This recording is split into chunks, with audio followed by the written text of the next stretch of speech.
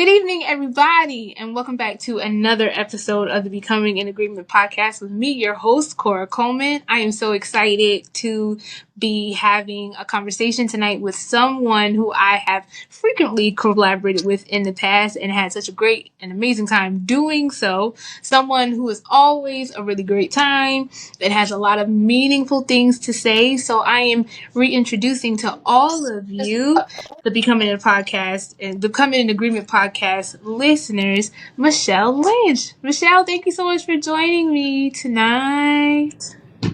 I'm so happy Thank to be here. I'm so you. happy to be here. Thanks for having me. You know, this makes me excited. And every chance I Absolutely. get to have conversation with you about all things real and authentic, I'm always down for it. So I'll never tell you no when it comes to that. Doesn't matter. So Oh, thank you for having me. I appreciate that. Of course, it was a no-brainer. So let's jump right in. Michelle, what are you becoming in agreement with in this season of your life?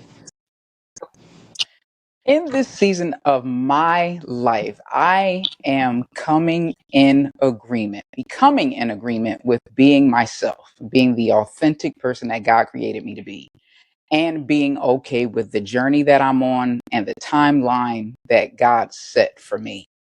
So that means not comparing myself to others who are living different lives than I am, who have a totally different set of circumstances than I do, and really embracing what I have, what God blessed me with, and enjoying the journey as best I can with all of the things that happen in life, still trying to do the best to remain grateful and stay in a happy, joyful space. Oh, I love that. I love that you said that you're becoming in agreement with being yourself this year because, especially in a time where we have the language for it now. Back then, nobody would have called it imposter syndrome. But we're in a time where imposter syndrome is running rampant and people feel a lot of pressure to be someone other than who they truly are. Talk to us a little bit hmm about what brought you to the place of believing that who you are is enough, just as is.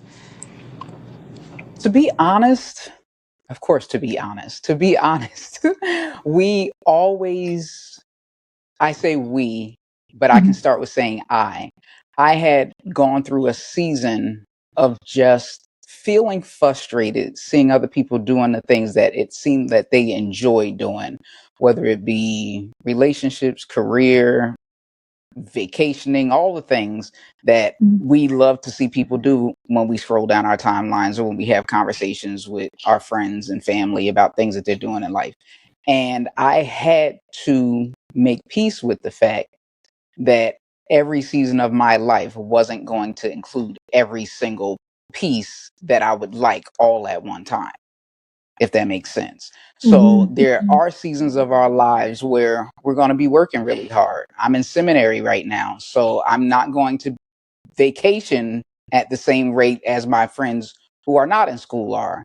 Or if I'm working really hard towards saving my money, I'm not going to go shopping as much as my other friends are. There are different things that are going on, and I have to embrace that season of my life where I am and be okay with it and know that maybe not now, but maybe later. And it's okay to say, I have something to look forward to. So it doesn't mean that it'll never happen. It just means that right now, just enjoy where I am, get as much as I can with what I'm doing and what God has blessed me with right now. Live in today and enjoy that as opposed to pushing forward. Because I think we get into this thing of looking at what everybody else is doing and assuming that what they have going on is better than what we have going on. Not realizing that there are some people who are looking at our lives and saying they wish they had what we had or are doing what we're doing as well as we appear to be doing it. Because the truth of the matter is, some of us make what we're doing look very easy. And we say to some people, they say, how are you doing it? How are you able to do that? And I'm like, I'm just holding on by a thread. You really, it looks like that to you? That's not what it feels like. And so I think that's the other thing. We have to find gratitude in where we are and what God has graced us with the bandwidth and capacity to maintain. And that is the beauty of it all. Just enjoying, I feel, what that looks like and feels like for me. Just sitting in that, finding my rhythm and rocking with what it is I have. Speaking about making things look a lot easier than what they actually are. So, if anybody knows Michelle, Michelle is probably one of the most helpful people that you will ever come across, ever. Like, no matter what Michelle is going through, no matter what might be happening around her, she is going to find a way to make other people's lives around her better. So Michelle, talk to me about Mm-hmm. what that feels like, still having the capacity to help other people and make their lives better when you yourself are going through your own thing and you're healing from what you might be going through. So, contrary to popular belief, or even Cora Coleman's belief, contrary to her beliefs, I have said no more than I have said yes, and even all of the helping that I do. So, I am learning to use discernment and wisdom as I go about the things that I can assist with. So the things that I do assist with are things that I feel passionate about, are the people that I love so much. There are people who are top priority on my list. Mm-hmm. And because I say yes to you all the time, you must be up there, because there are some people who I have said no to, and no explanation, just no, I'm not going to be able to do that. No, I just don't have the capacity to bandwidth. So while even the timeline may look like I'm doing a lot of things, in between the posts, there are mani pedis, there are afternoon naps, there is bestie time with my little bestie Genesis, there are sleepovers with my granddaughter Harmony, there are times that I'm playing Uno with Aaron, or talking junk to Gabe and James, or it's all kinds of stuff going on in between. I think being selective with whom I share my time and what I do, because it's more about making impact and knowing that God is in what I'm doing, as opposed to just doing things and throwing God's name on it. And we can very easily get caught up in wanting to show up in those spaces, not really realizing that it is important to take that time back and say, you know what, let me just chill out for a minute. I don't need to be doing something every single time of the day, because when I do that, then I diminish the quality of whatever activities I participate in, because I've worn myself so thin.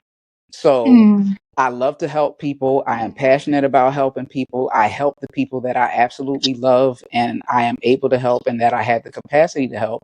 And that I believe that's why it shines through the way that it does, because I'm doing what Mm. I'm passionate about, if that makes Mm. sense.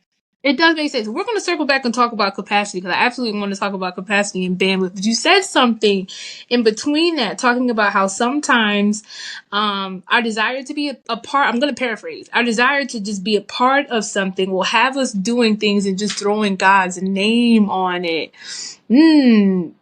What do you think? What Hmm. is what is that? Is that FOMO? Is that insecurity? What makes us want to say God said, God told me to, when we know He really did it? I believe that it is a churchified way of trying to mask our codependency. And codependency is a need for feeling needed. It is a Okay. need for wanting to be a part of something, even if there is someone else who can do the job. And it doesn't mean that you're not capable of doing it or that you're not gifted or anointed to do it, but that doesn't mean that it always has to have you on the flyer or you at the forefront or you hosting the event. There are times that we need to just be poured into. Mm-hmm. And sometimes, again, we can, it's a very subtle thing. Pride is a very subtle thing. Ego is a very subtle thing that can grip us if we're looking too hard at the wrong thing, rather than, and I don't mean to sound deep, but rather than looking to what God is calling us to do in different seasons of our lives. It is okay Mm-hmm. to sit still and be taught for a little while before you jump and try to execute something, because there's something special about sitting still and being fed and being taught and learning the things that you need to, and even building the relationships that will make it more successful for you when the time comes. Because if I do something before that season is ripe for me, it could even look good in the very beginning.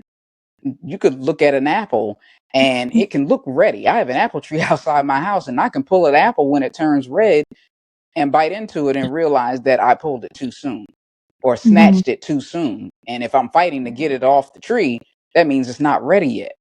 But Mm-hmm. because I'm so anxious to see what it tastes like, and then when I bite into it and realize that it's very bitter, that means that that fruit was just not ready yet. So there's timing and season for everything. And it's okay to wait until that time comes. It's very, very important. That's crucial, because sometimes we can harm the thing that we're trying to birth by doing it prematurely.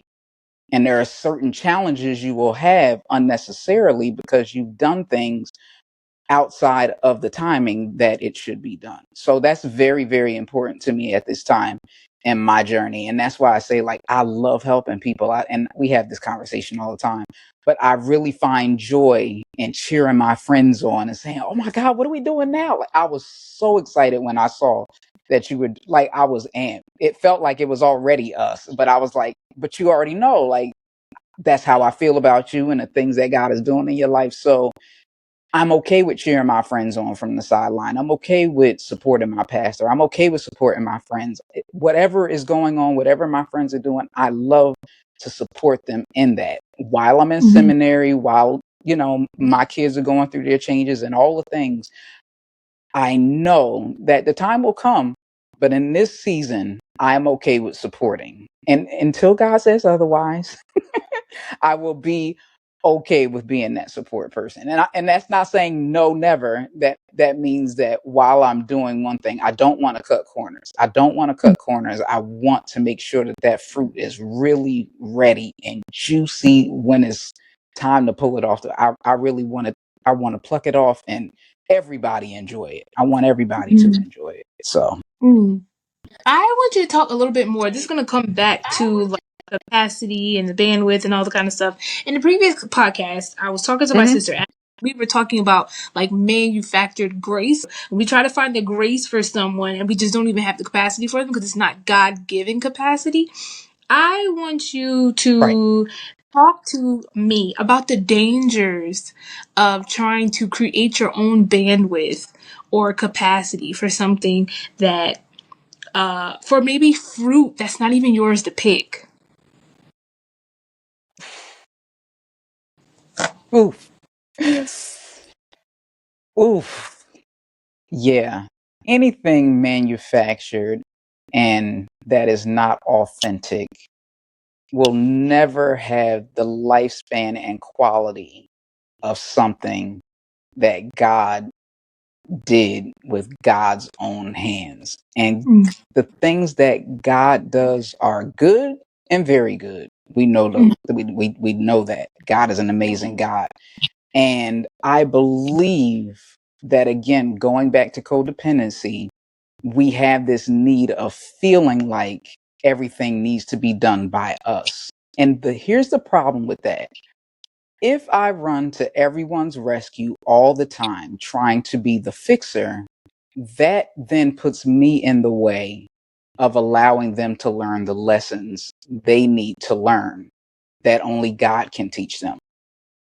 If every single time Gabe gets paid and he goes and buys a brand new pair of sneakers and a matching outfit, and it's time for his car note and I pay the car note, he's never going to learn the lesson of sacrifice, of I'm not going to do this right now. I have to be responsible. If I step back and he sees what it feels like, he feels the pain of not having a car because he wasn't responsible, then that's the lesson he has to learn. So I had to learn that myself. And I remember mm, my therapist saying to me when I said, I don't want this person to feel this way, or I don't want this person to think this of me. I don't want this person to have this opinion of me if I don't do what they need me to do in that moment. Number one, I can never control how somebody else feels. Even if I do everything that they asked me to do, I still cannot control every single thing they feel. I can never control anyone else's feelings about something that I do.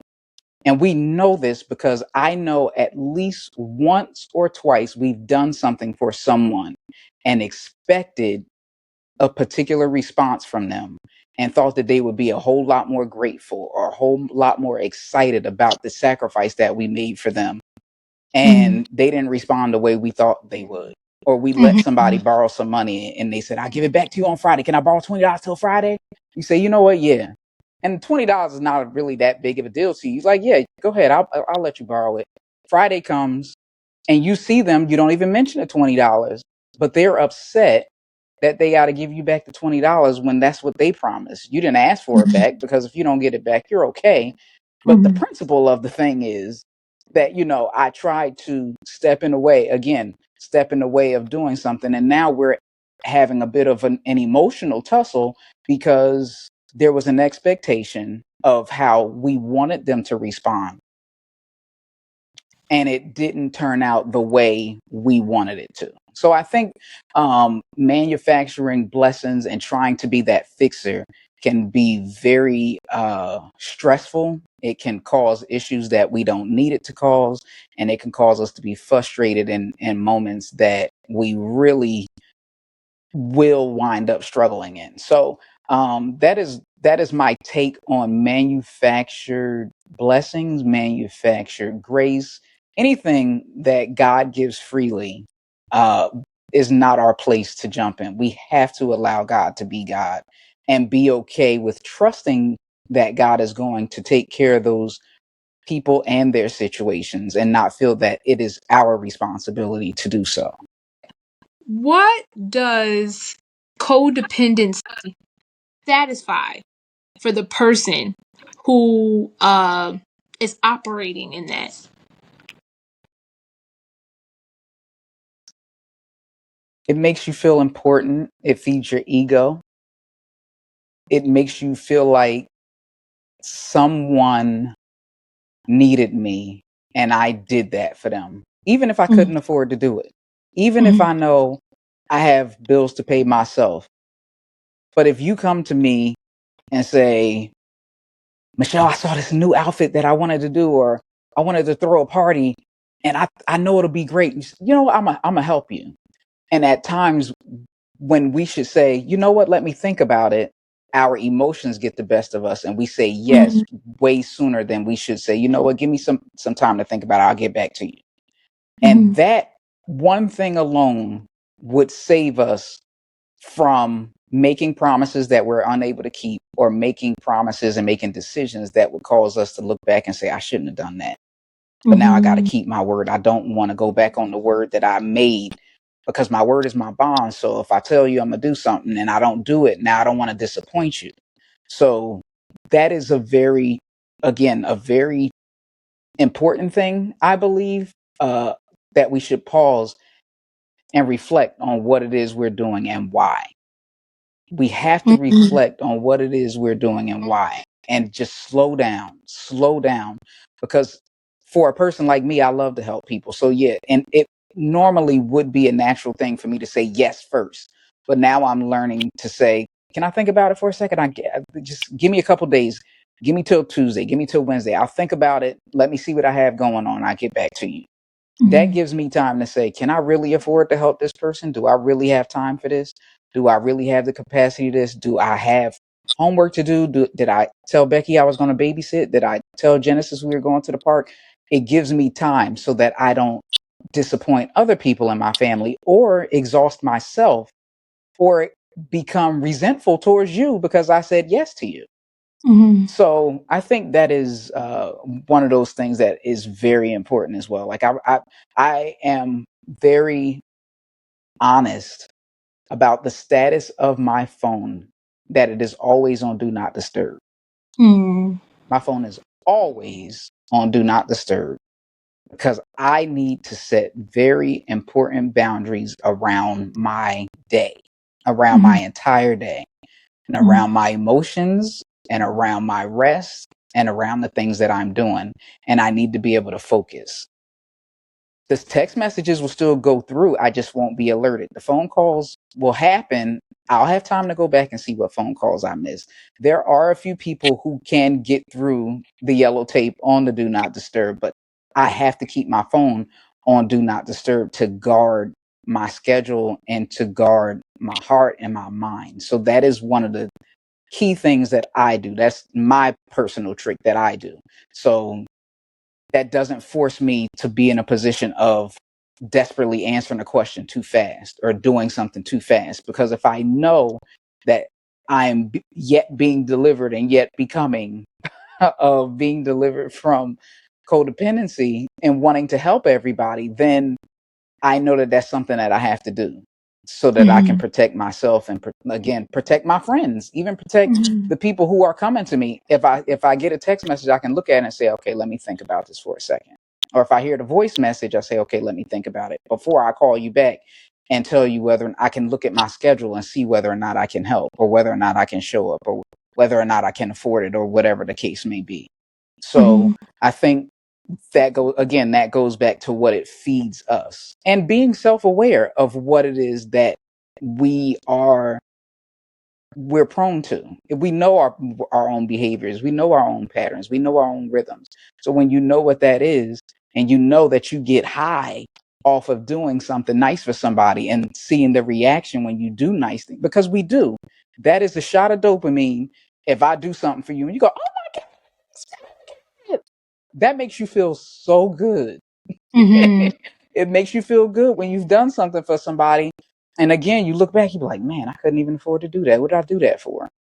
Yeah. But I think it's important that we all know what that thing is that gets us so excited, whether it be going shopping and buying a new bag or going shopping and buying a new sneaker. Everybody knows I'm a sneakerhead, but that ain't even a thing. I mean, it's a thing, but it's not a thing. So I can control it to a degree, but I know that I have a heart for people. I know that I have a big heart. I know I love to make my friends happy. And again, I know there are people that I'm probably very rarely or ever going to say no to. So, yes, I am not delivered enough to say, if you reach out to me and say, hey, you want to go have hot chocolate tomorrow? I'll say yes. I don't even know what's going on tomorrow, but I'll just say yes. Yes. And I'll figure it out tomorrow. But I know that about myself. You know what I'm saying? But I know who I have the capacity to say yes to and how often they're actually going to ask me for certain things. There are people who will drain you. Takers don't have a problem taking, they don't have boundaries when it comes to taking. So we have to develop those boundaries so that we know when those moments come. And I'm probably going way too far, and I do apologize, but not but and we just have to make sure we protect ourselves from ourselves, not necessarily everybody else, because people treat you only how you allow them to treat you. I Mm-hmm. can only treat you in the way that you allow me.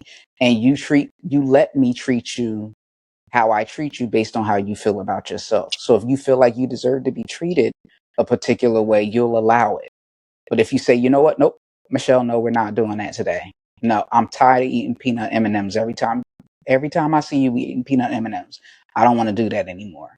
Then I know to stop bringing peanut M&Ms every time I see you. It is Mm-hmm. something that has to be learned. It's something that's part of becoming. It's something that happens over time, and it's part of the process. And people will get used to that.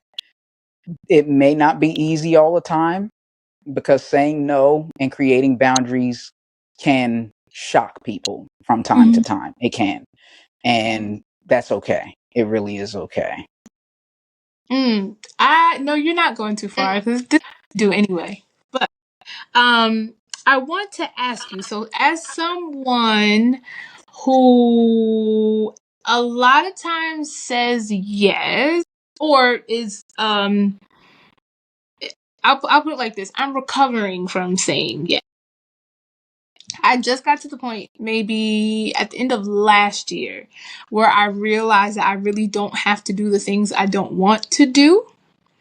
Um, Mm-hmm. and I've had many conversations like this on this side of codependency, it's always on I've heard conversations on the side of the dependent, but not the person that people are depending on. But I know for me, Mhm. I am not becoming some. I am becoming someone who is not afraid of disappointing people.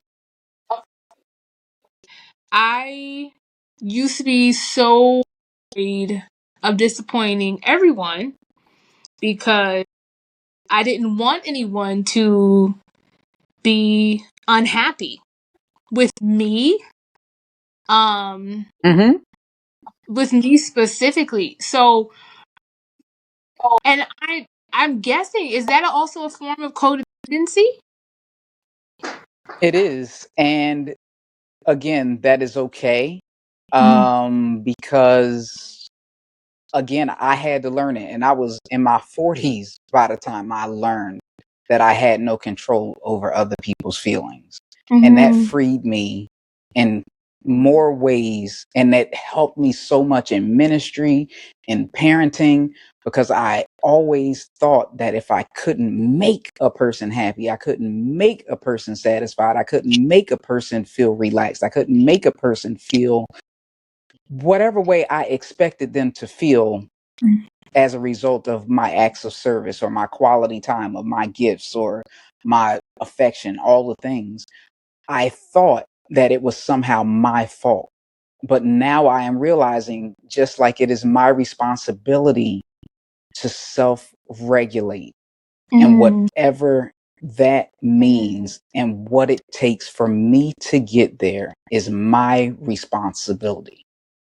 And I Mm-hmm. have a friend that I had a conversation with, and they said to me, it is your responsibility to figure out what that is that makes you feel that you are inadequate in whatever way that you want it to show up, or you should show up, or you shouldn't show up. And that's something I had to sit with and say, well, Michelle, what is the problem? What is it about you that you are trying to relay to another person? What is it that you're expecting? And why do you expect it? Because at times we expect things from people that they just don't have the capacity to give. They just don't have it. And we Mm-hmm. cause so much frustration with ourselves, being upset that people don't respond the way we would like for them to respond, Mm-hmm. because they don't have the capacity. They may just really not have the language. They may not have the behavior. And all behavior is communication. And Mm-hmm. sometimes the behavior is all they have to communicate with us. And sometimes we could be like, why'd you do that? I don't know. They really may not know how to articulate what it is they're doing and not doing. So I said all that to say, yes, it is a form, and yes, it is okay to feel, it's okay to feel a bit of hmm, struggle. I'll just say struggle for lack of a better word. Struggle when we see someone else disappointed with our no. Mm-hmm. Because yes, it is a natural feeling. We learn from little kids. Oh, your friend is over there crying. Go hold her hand. Go see if she's okay. Go give her a hug. We learn that on the playground, but that doesn't mean that just because I give you a hug that makes the boo boo go away, or Mm-hmm. because I sit there with you that it makes everything better. It is Mm-hmm. not always our job to do so, and it is okay. I'm learning to teach my children that you can't make me feel better, and that is okay. Sometimes I just need to sit here and process. I Mm-hmm. need to go through my process, and whatever that looks like for me, I'm going to have to figure that out. And that's between me Mm-hmm. and God. And again, these are the moments where we are strengthening our relationships with God and learning that God is able to do the things that we're expecting other people to do for us. And God is able to do in our friends what we're trying to do for them. So it takes the load off, really. It takes the load off when I'm allowing God to be God and just Mm-hmm. back off and say, you know what, I'm gonna have to let God handle this one. It hurts because I'm used to doing everything, but I gotta trust God enough to know that everything's gonna be okay. Because there were times that I was left all alone. I had to try to figure it out. And I learned through those moments that there were certain things that only God could do. Only God could do it. And that is okay. And it doesn't mean that you don't have good friends or good sisters or good besties or good parents or anything like that. No matter how much they love you, no matter how much they show up for you, there are just some things that only God can do. And it's okay. In addition to building a relationship with the Father, what are other practical ways that we can unlearn that responsibility? Because it's so true what you said. We do teach children from a very young age, in an age appropriate way, how to carry the emotional load for someone else, how to also bear Mm-hmm. the burden of whatever someone is going through at the current time. Um, but how can we unlearn that responsibility? I think it is understanding the relationship that we have with people, the relationship that we have with ourselves, and the relationship that we have with God. And it has to be that we understand that God never leaves us or Mm-hmm. forsakes us. In the ugliest of times, we are really okay. And no matter what happens, God never leaves us. And I think it is something that we have to practice telling ourselves, because the truth of the matter is our lives are a result of the things that are on our mind every day. Mm-hmm. Whatever you're doing is because of a thought that you had first. It has to come with a thought. You think about it before you do it. So if I've done nothing all day long, it's because I haven't willed myself to the point of seeing myself get out of the bed and go in the shower and get dressed. You have to see it before you can actually start moving in action. Mm-hmm. So I said that to say we have to practice it. I have to keep telling myself, I'm not God. I can't do God's job. I can never do God's job. I can never do for Cora what God can do. I can love her with all my heart. I can talk. I can sit on the phone until we just breathe, and we can be on FaceTime and just be here. And I can just sit here with her, and that still may make her feel good for a little while. It will.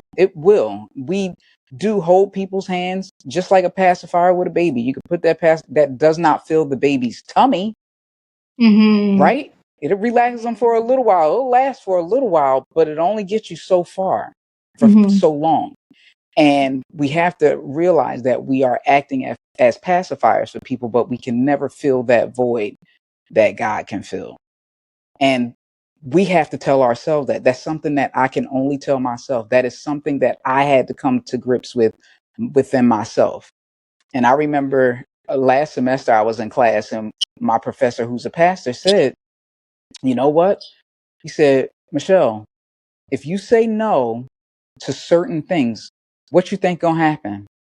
I said, I don't know. He said, let me tell you, it's still gonna get done. Somebody else will do it. Mm-hmm. Somebody else will do it. And it's okay if somebody else does it. And it's okay if somebody else gets told thank you. It's okay if somebody else gets a pat on the back. It's okay. And you even cheer that person on when they do it and say, good job. And you're doing a better job than I would have done because I'm exhausted. It's okay.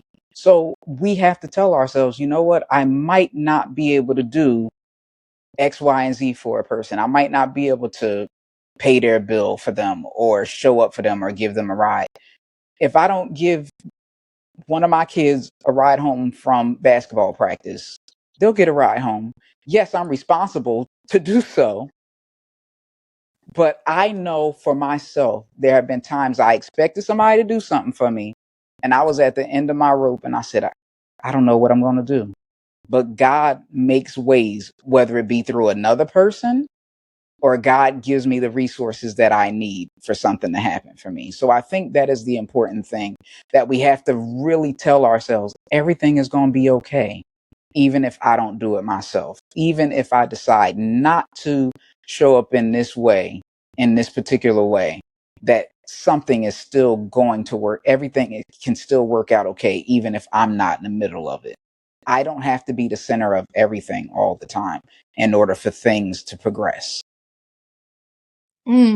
So, what would you say are some of the boundaries that someone who struggles with needing codependency should implement?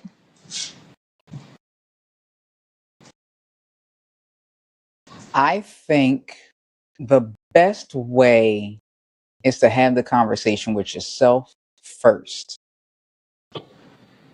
Have a good talk with yourself first. Mm-hmm. I don't care if you have to get in the mirror. I don't care if you have to write yourself a note, record yourself a video, whatever it is that you have to do. Say, listen, we cannot be everything to everybody all the time. Mm-hmm. Start your day with it, especially if you know that it is a habit of yours to show Mm-hmm. up for everybody all the time. Have a talk with yourself and say, you know what? JoJo's going to be upset when you tell him that he can't borrow $20 this week. Mm-hmm. Prepare yourself for the reaction of the person who's used to taking from you to be upset when you set the boundary. Prepare yourself for it, because it is one of those things that, again, when you get upset that somebody is upset with you, you want to fix it right away. So prepare yourself that this is going to happen. Say, you know what? I know they're going to get mad when I say no. I know they're going to get upset when I say no, but it's going to be okay. This is a process. And you can say, I still love you, but I will not be your answer this time. I will not be able to do this for you this time. Come up with a plan as to how you're going to respond to those who are used to manipulating you into doing for them. Because they are, oh, nobody don't never help me. Nobody don't never let me do nothing. Nobody don't never give me a, like, really? They'll say extreme things like that. Nobody never, or you always say no. It's my first time saying no. You don't never want to help me. Yes, I do. But you have to prepare yourself for those moments, because trust and believe is going to happen. It's going to happen. And it's okay when they do get upset that you say, you know what? It's okay. It's okay. And stand firm in that, and understand that even if they get upset for a little while, they'll be back or not. And sometimes that's okay, because God does not, I don't believe God intends for us to be sucked dry by trying to save everybody all the time. It does not work, because when God calls me home, life is still going to go on for everybody else, and they're going to have to find another way. My mother slept away in 2013, and I'm still here. I'm not homeless. My kids aren't hungry. We have shoes, we have clothes. And I was like, I'm never going to, I'm not going to be able to figure this out without my mom. I didn't think that I could, because she was my answer. I didn't even have to think about it. I was like, I don't need to have faith. I'm always here. But I'm becoming, and I had to become a person who was more responsible, and a person who had to think ahead and say, you know what, you can't call and get the same $100 slid to you and all the things. So I had to learn that too. And it's something, and she didn't give it to me. She gave me all the resources, but I wasn't as strict with myself. I wasn't as strict with myself as I needed to be, because she was my crutch. I did things, but I wasn't as worried. So now I'm learning, and I have learned over those years, going on 13 years now. You know what? I gotta figure it out. I gotta do it right this time. I gotta do it right. So that's I think that's the biggest thing. We have to learn how to be okay with people being disappointed with our no and our boundaries. We have to be okay with it. And we'll start to feel better about our boundaries and proud of ourselves that we maintain them. because we'll feel ourselves getting stronger. And the more you say no, you're like, oh, I can go lay down. I don't have to go pick them up from work at midnight. I can go lay down. They can figure out their own ride. They can get a ride home with one of their coworkers. You start to feel relieved that you let the weight go of trying to be something to somebody that you were never called to be. You just don't have to worry yourself about it anymore. So I think that was the biggest piece for me, learning that when I said no, that everything was still going to be okay, that I said no. Mm-hmm. Mm-hmm. And that person was okay when I said no. What I want you to answer for me, this is a personal question for me now. For you. Yeah, let's go. How do you protect your no? Again, it strictly depends on the relationship I have with that person. Okay. And that will determine whether or not that no deserves an explanation. Sometimes I protect my no with nothing. And I just, no. Mm-hmm. And I can assure you that that direct no did not yield the emotional results that I wanted from the other person. There have been times that I said, no, I'm not doing that. Mm-hmm. And it was just like, no. And I could feel that they felt like, whoop, like, you serious? No, I'm Right. not doing it. They didn't even ask why. They're just like, wow. And I remember saying no to people and the response, wow. And I had to calm myself down, like, don't get defensive. Mm-hmm. No is a complete sentence. Mm-hmm. So I had to watch how I showed up even in my no. Mm-hmm. Stand firm and confident in your no. And know that your no came out of love for yourself and the people you are responsible for. Mm-hmm. I said no because I love Genesis, Aaron, James, Gabe, Becky, Harmony, Zeus. I love myself. I said no because if I said yes, this would drastically affect how I'm able to show up for them. Mm-hmm. I'm reminding myself to be okay with the no because I'm protecting my family with the no. I'm protecting myself with the no. And I know that if I say yes and I don't have the capacity, that my yes could be a dirty yes. We don't want a dirty yes. We don't want a yes with resentment. We don't want a yes with an attitude. We don't want a yes with frustration. We don't want a yes with guilt. We don't want a phony yes. We don't want a yes that I get on the phone and I say, Tati, I just went and had this play date with Cora and her and the kids, and I didn't even feel like it. And the kids were so loud, and I was just waiting when I didn't know when we was going. If it's gonna be a dirty yes, it might as well be a no. You're better off having a clean no than a dirty yes. We don't want a dirty yes. So I protect my no with my why. I protect my no with my why. And my who's and my where's and my whens. And it's okay because that is what gives me peace about it. I have to, everybody's not going to be at peace with my no, but I have to be at peace with my no because I'm not going to be at peace with the dirty yes. And then I do it. And then there's another problem. We can cut it straight off and just say no rather than me show up and then it's a bad situation. And then now we're having an emotional tussle because of something I said yes to that I didn't really commit to in my heart. So I protect it with the reasons why. That's what I protect it with. I've been guilty of lots of dirty yeses. I'm not going to say how many I've been guilty of within the last year, but I've been guilty of plenty of dirty yeses where I have agreed to do something. I committed to do something, and on the way, I'm just like mumbling under my breath the whole way. Or I'm thinking Yes. about other ways I could have better spent my time. Or you Yes. Yes. just And like, I'll tell you, this is what dirty yeses look like. Kelly, get in the car. Sit back. Be quiet. Y'all, hush. Y'all know we gotta go X, Y, and Z. I told y'all we gotta go. Y'all be quiet. And when we get there, don't nobody say nothing.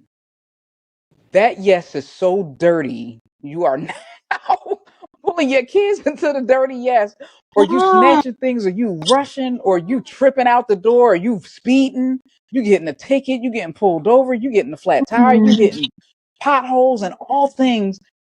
That yes gets real dirty as the day goes on. It gets dirtier and dirtier mhm, as the day goes on. mhm, And you're like, mhm. man, if I had just said no, And it's I so wouldn't be going through all of dysregulated. this.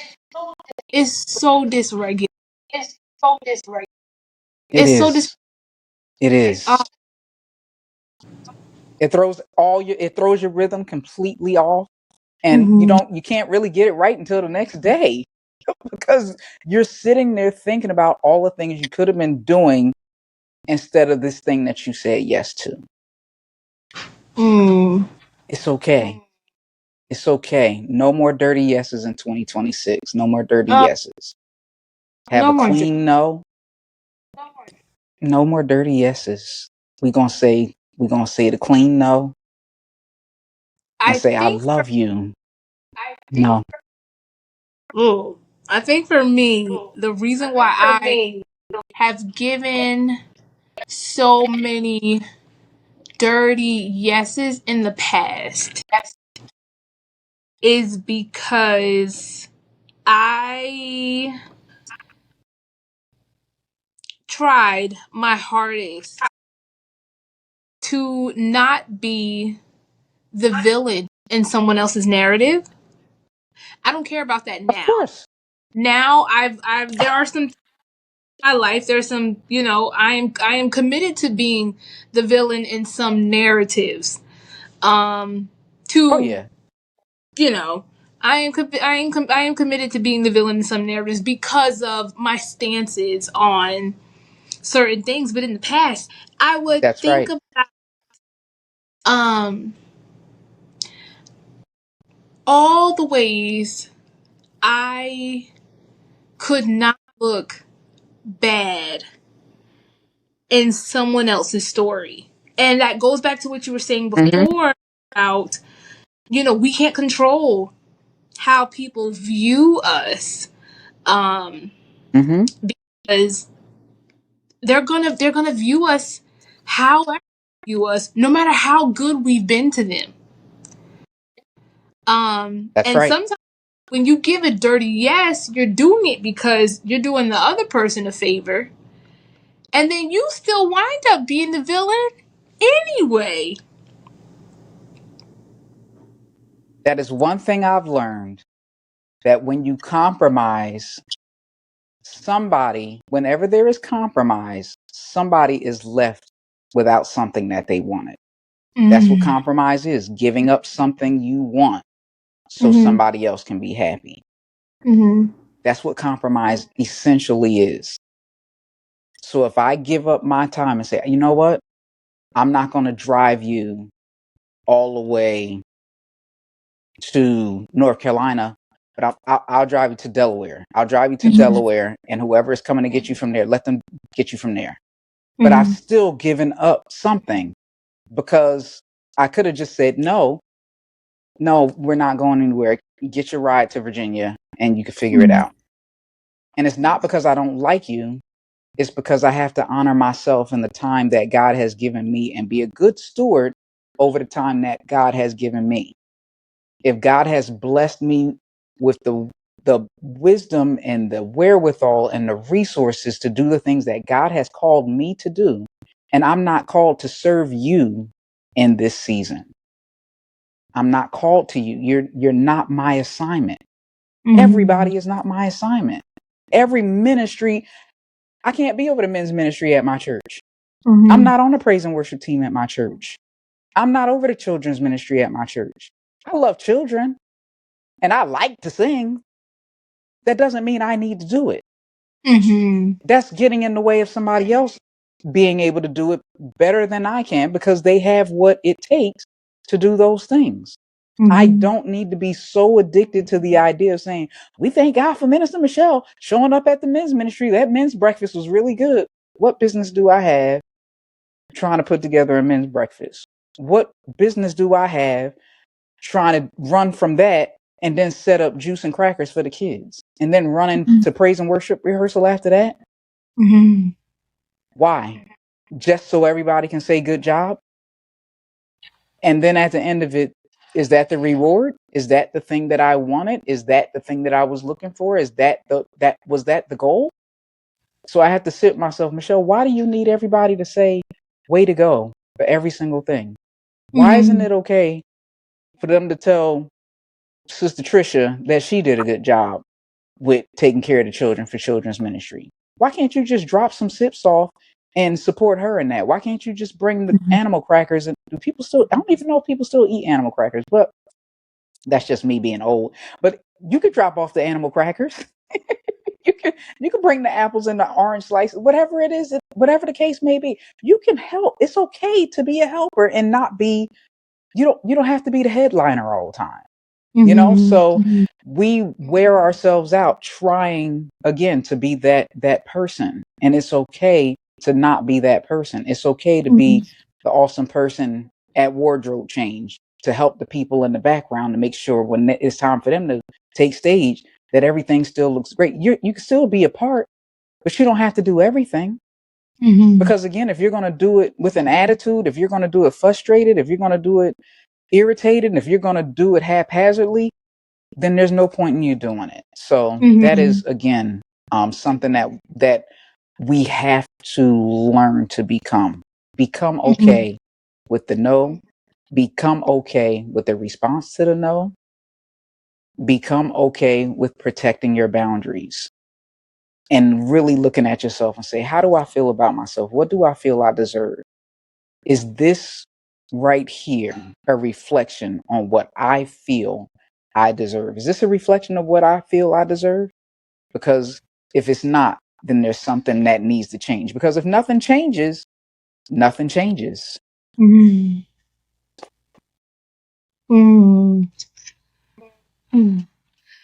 you so much, Michelle, for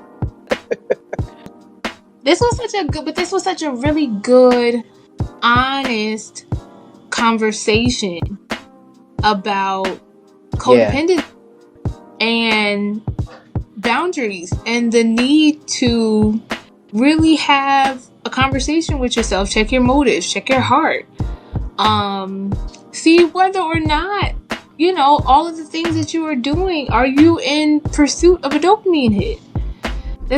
And even the dirty yes. Like I said, I was not expected at all to be convicted about that dirty yes, but the conviction was there. Yes, I had the best time ever, and I always wanted to say, don't forget to hit that like, comment, and subscribe. We can't wait to do this again. Hit like, comment, and subscribe. We are looking forward to your comments and interacting with you. And this has been another wonderful Becoming in Agreement with the one and only Cora, my bestie Coleman. So let's give it up.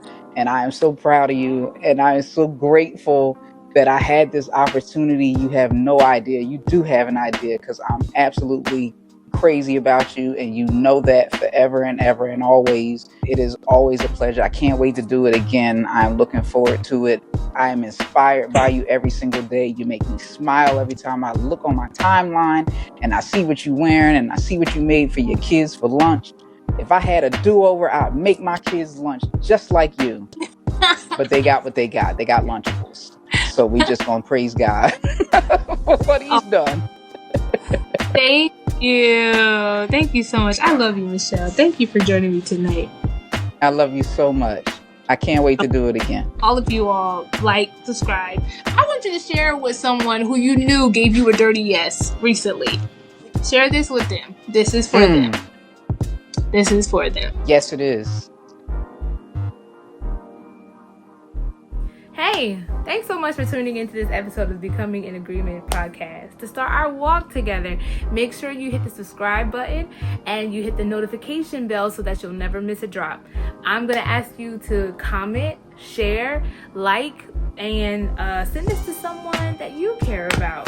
I'm so excited that we get to take this journey to becoming whoever God has called us to be together, whatever that means, wherever it takes us. I'll see you next time.